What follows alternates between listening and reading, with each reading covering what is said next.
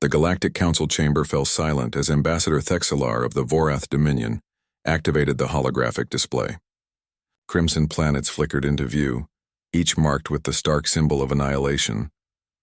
12 colony worlds, Thexelar announced, his chitinous mandibles clicking with satisfaction. Burned. Every human settlement reduced to ash within 72 standard hours. We have demonstrated the price of your species' defiance. Captain Elena Vasquez sat perfectly still at the human delegation table, her fingers laced together so tightly her knuckles had gone white. Around the circular chamber, representatives from 43 species watched with varying degrees of horror and morbid curiosity. The Vorath had just committed the worst act of genocide the galaxy had witnessed in 3 centuries. We demand immediate surrender, Thexelar continued. Your military forces will disarm. Your territories will be absorbed into the Dominion. This is not negotiable. Elena finally moved. She stood slowly, deliberately, her chair scraping against the polished floor with a sound like a blade being drawn. When she spoke, her voice was soft, almost conversational. You killed 4 million people. Men, women, children. Entire families erased while they slept. She smiled then, and every species in the room that possessed survival instincts felt their equivalent of a chill run down their spines. Ambassador, do you know what you've just done? Thexelar's combat armor whirred as he straightened to his full 3-meter height. We have shown you the futility of resistance. No. Elena's smile widened. You've given us permission. The Zemalian observer, a floating jellyfish-like creature who had witnessed 10,000 years of galactic history, suddenly began pulsing with urgent bioluminescence. It knew what was coming. It had read the human psychological profiles, studied their history, watched their wars. The Vorath had made a catastrophic miscalculation. Permission for what?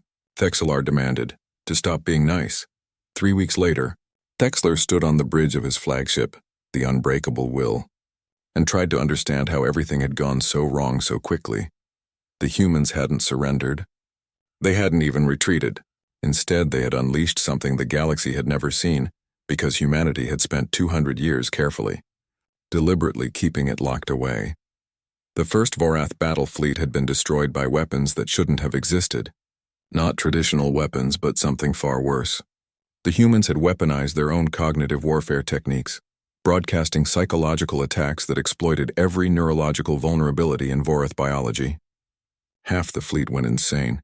The other half tore each other apart in paranoid frenzy. The second fleet encountered human ships that moved with impossible agility, piloted by individuals who had voluntarily undergone combat augmentation protocols that the Galactic Convention had banned as inhumane.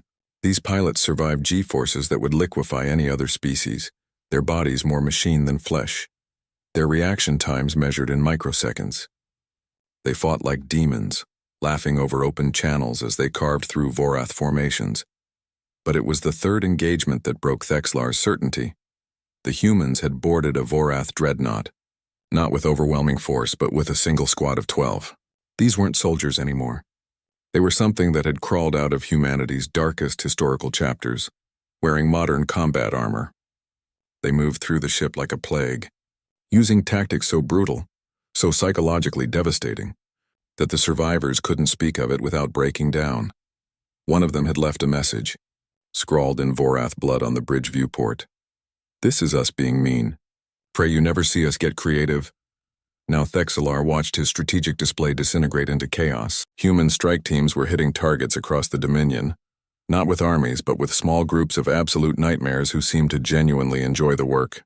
They weren't fighting to win territory. They were fighting to make a point. His communication officer's voice trembled. Sir, we're receiving a transmission.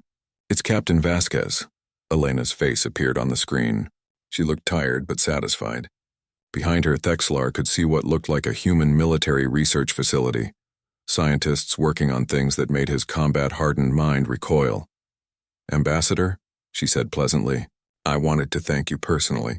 For 2 centuries, my species has tried so hard to be civilized. We banned our worst weapons. We restricted our combat doctrines. We attended your councils and played by your rules because we wanted to be good neighbors. She leaned forward and her eyes were absolutely cold. But you had to push. You had to show us that politeness was interpreted as weakness. So we've stopped being polite. Every weapon we developed and then locked away, deployed. Every combat protocol we deemed too cruel for civilized warfare? Authorized. Every psychological warfare technique that made our own ethicists weep? Active. Thexler's mandibles clicked involuntarily. You're monsters. No, Elena corrected gently. We're humans. And you just reminded us why our ancestors climbed to the top of the food chain on a death world, where everything wanted to kill them. We're persistence predators, Ambassador. We don't stop. We don't forgive. And we've spent 200 years studying every species in this galaxy, cataloging your weaknesses, developing countermeasures we promised ourselves we'd never use. She stood, gathering her notes. The Council is convening an emergency session tomorrow. You're invited to attend and discuss terms. Not your terms, ours. Because here's what you need to understand. We didn't want to be the scary ones. We tried so hard not to be the monsters. Her smile returned, sharp as broken glass, but you insisted. So here we are. Welcome to Chaos, Ambassador. Humans wrote the manual. The transmission ended. Thexelar stood in the silence of his dying flagship, finally understanding the truth that the Zamalian observer had tried to warn the Council about years ago. Humanity's greatest trick wasn't their technology or their tactics. It was convincing the galaxy they were civilized by choice, not necessity, and choice could always be revoked.